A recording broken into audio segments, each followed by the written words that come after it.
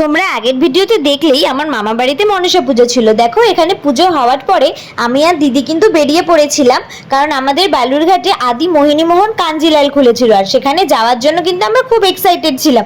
তাই পুজো সারা মাত্রই আমরা সঙ্গে সঙ্গে বাড়ি থেকে বেরিয়ে গিয়েছিলাম। দেখো এখানে ঢুকে গেলাম আর এখানে কিন্তু প্রচুর শাড়ির কালেকশন ছিল, যদিও কিছুগুলো কভার আপ করা ছিল।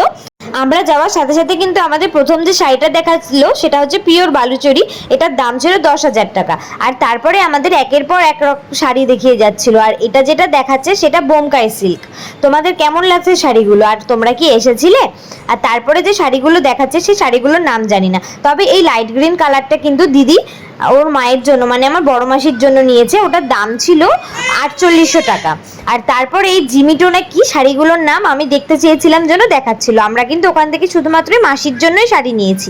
আর তারপরে চলে যাচ্ছিলাম বাড়িতে। তো দেখা হচ্ছে নেক্সট ভিডিওতে, বাই।